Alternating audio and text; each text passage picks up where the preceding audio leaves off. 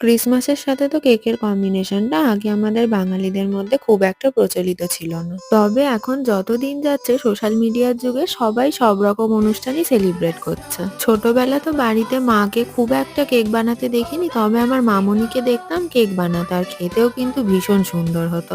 আমি এখানে কোনো রকম ডিম ইউজ করিনি, একদম পিওর ভেজ কেক বানিয়েছি। আচ্ছা, এবার আসি রেসিপিতে। প্রথমেই সাদা তেলের মধ্যে চিনি গুঁড়ো আর দই দিয়ে ভালো করে মিশিয়ে নিয়ে তার মধ্যে অ্যাড করেছি ময়দা। ময়দাটাকে চেলে তার মধ্যে অ্যাড করেছিলাম ভ্যানিলা এসেন্স। তারপর আস্তে আস্তে পরিমাণ মতন দুধ দিয়ে ভালো করে ব্যাটারটাকে ফেটিয়ে নিচ্ছিলাম। তারপর কড়াইয়ের উপর লবণ দিয়ে 15 মিনিট মতন প্রিহিট করে ব্যাটারের মধ্যে বেকিং সোডা, বেকিং পাউডার আর টুটি ফ্রুটি অ্যাড করে আমি সেটাকে কড়াইয়ে চাপিয়ে দিয়েছিলাম। লো ফ্লেমে 45 মিনিট মতন রেখে ঢাকনা সরিয়ে একটা কাঠি ঢুকিয়ে দেখে নিয়েছিলাম প্রপারলি কুক হয়েছে কিনা। ব্যাস, তারপর গোপুসোনাদের ভোগ লাগিয়ে আমরা প্রসাদ পেয়েছিলাম। হরে কৃষ্ণ।